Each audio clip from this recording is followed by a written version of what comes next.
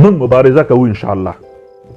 که موږ څوک نه وي زه مبارزه کوم په دې لاره کې مې که دا سرهم ځي، نه د چا د ښکنځلو پروا راځي، نه د چا د خفګان پروا راځي، نه د چا د دوستۍ او د انډیوالۍ پروا راځي، نه د ورورۍ او د زویتوب او د پلارتوب پروا راځي، نه د کاکاتوب او د ورارتوب پروا راځي، نه د ماماتوب او د خوریتوب پروا راځي. فقط پروا صرف او صرف د ګران افغانستان راځي. نن چې ته زما د تاسې ملګرو وګورئ سور شین او تور بیرغ، قسم مې د رب په وحدانیت وي، د عظیم ذات په عظیم نوم او اسماء الحسنا باندې مې قسم وي چې په کوټه کې کوټه پې ښکارېږي، چې په دفتر کې دفتر پې ښکارېږي، چې په موټر کې موټر پې ښکارېږي. ته لاړې وروره سپینه جنډه دې راوړله، دا دیوالونه ټول سپین دي، خلک سپین دي، په دا سپین باندې خلک نور رنګونه لګوي چې ودرېږي دا ټول مکمل سپین دیوال که نه ښکارېږي او منظره پې لګوي. تر ټولو ښه منظره، تر ټولو جذابه منظره، تر ټولو زړه راښکونکې چې زړه پې خوشحالېده همدا زموږ د ورور او دا ملګري کومنټونه کوي، دا یو ملګري پروفایل باندې افغانستان بیرغ لګېدلی څومره ښه ښکارېږي.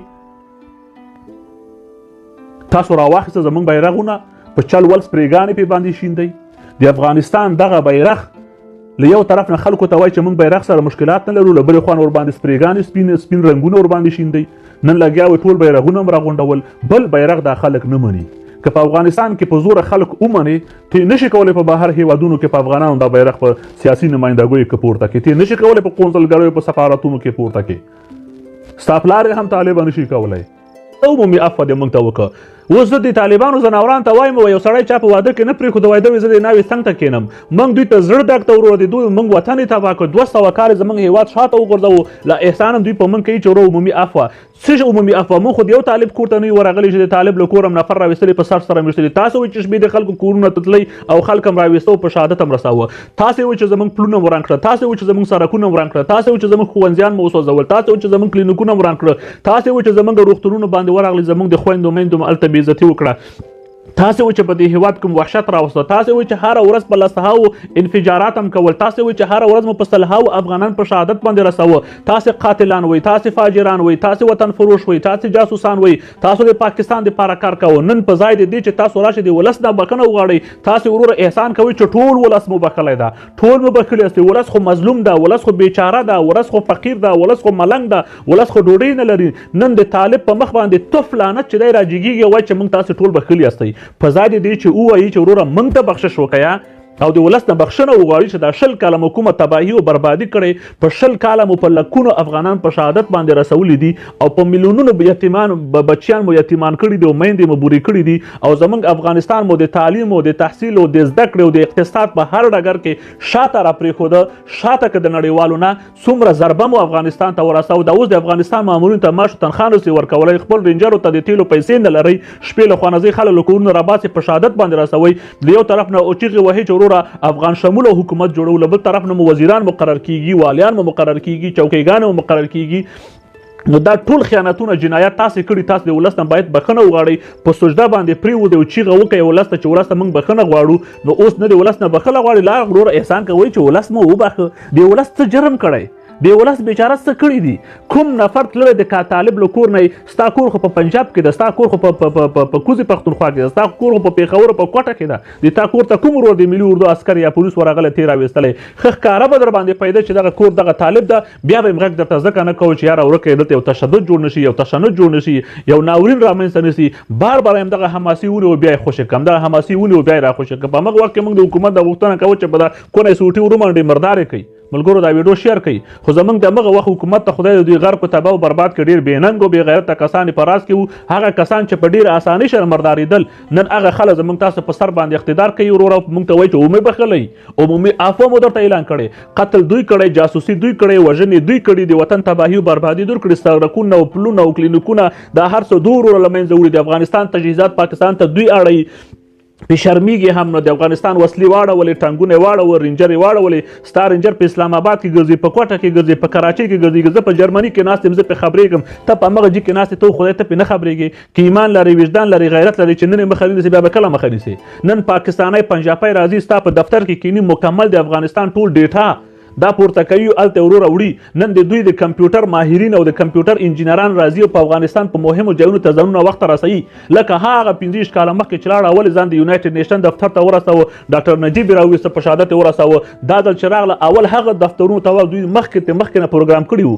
طالبان خو نه پوهېږي بې سواده خلک دي وروره، او دوی وروره ځانونو ټارګېټ کړي چې کوم ځای ته به ځم، ارګ ته به ځم، ملي امنیت ته به ځم، هغه ځای ته به ځم چې هلته محرم اسنادونه پراته دي، دا ټول ترلاسه درنه ویوړل. ته لا اوس هم خوشحاله چې ته استقلال لرې، ته لا اوس هم خوشحاله یې. صحیح د پاکستان د لپاره سرحد خلاص کړي، د تا لپاره به بې ویزې ته اجازه وکړي. ولې تا دومره غلامي ورته کړې، دومره وفاداري دې ورته کړې، دومره کار دې ورته کړی. هغه څه چې د پاکستان زړه ته نه چاودو، چې د دوی خوب تښتېدلی وو، زموږ د اردو په لیدلو، زموږ د پولیس په لیدلو، زموږ د امنیت په لیدلو، چې د NDS دغه درې حروفه به چې د چا په دا اوږه باندې لیده د پاکستانیانو ته نه لرزه راته. NDS دې له منځه ویوړ، پولیس دې له منځه ویوړ، او اردو دې له منځه ویوړه. 3 کاله مخکې شیر محمد عباس تانکزي دا خبره په قطر کې وکړله چې موږ دا اردو نه غواړو، خو د افغانانو په سر ونه ګراوه او هماغسې وروره لاړ. نن چې د اردو عکسونو ته ګورو موږ ته وروره ژړا راځي، نن چې ویډیوګانې ګورو افسوس راځي.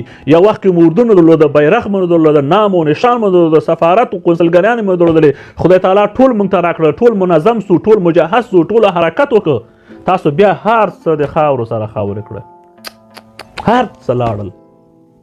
هغه اردو چې د عکس په لیدو یې موږ خوند ترې ناخیسته، د پنجاب لپاره قربان شو. زه به نن طالب منم، ما ته یې عفوه کړې، قتل تا کړی عفوه ما ته کوې، جاسوسي تا کړې عفوه ما ته کوې، د وطن تباهي او بربادي تا کړې عفوه ما ته کوې. دا ولس به بیا راپورته کېږي. یاد ساتئ طالبه، بل دا د 15 کاله کړی، دلته ډېر خلک راغلي دي، خوبونه لیدلي دي. چا تصور نه کوو چې انګریزان دلته ماتې خوري، شرمېدلي لاړل. چا تصور نه کوو چې دلته به شوراویان ماتې خوري، شرمېدلي لاړل. چا تصور نه کوو چې طالبان به ورکېږي وروره، لوڅه کونه امریکایانو وویستلې. اوس هم څوک تصور نه کوي چې دغه طالب چې دا اوس راغلی دا به بیا ورکېږي. یاد ساتئ، یاد نن تاریخ یاد ساتئ، دا به بیا ورکېږي، دا به ذلیل وي. دا 1 د اګست یاد ساتئ، دا به ورکېږي. تاسو ته به څه ښکارېږي. ولې زموږ په ژوند، زموږ په دا لږ ژوند باندې ډېر فرعونیان په دې ځای کې غرق شوي دي. د طالب وحشت او ظلمونه او بربریت چې ګورو، ته په یوازې ځان لګیا دا اوس ځان ته حکومت جوړوي. ولې دا نور خلک افغانان نه دي؟ ته لګیا په ډېر سپین سترګۍ باندې په هر جلسه کې وایي چې په خلکو احسان اچوي، لکه مجاهدینو احمقانو خرو چې په موږ احسان اچو چې موږ جهاد کړی. ولې دې خو زموږ 300 کلن اردو تباه او برباد ته جهاد کړی. اوس طالب لګیا ده په موږ احسان اچوي چې موږ تاسو ټول بخیل یاستئ. قتل ده کړی، وطن ده خرڅ کړی، جاسوسي ده کړی، وژنې ده کړي، تباهي او بربادي ده کړی. د اورني ماشومان ده وژلي دي، زنانه او سیاسر ده وژلي دي، او بخښنه موږ ته کوي. عجیبه وخت سو یاره، عجیب وخت ده. څه دنیا ده، چاته به ووایو وروره. مجرم جګیږي، ظالم جګیږي، مظلوم ته بخشش کوي. ظالم جګیږي، مظلوم ته وایي چې ته ما بخلی. داسې یو حالت په دې وطن کې راغی، خو یاد ساتئ دا چینج کیږي. ملګرو دا ویډیو در سره شیر کړئ. موږ مبارزه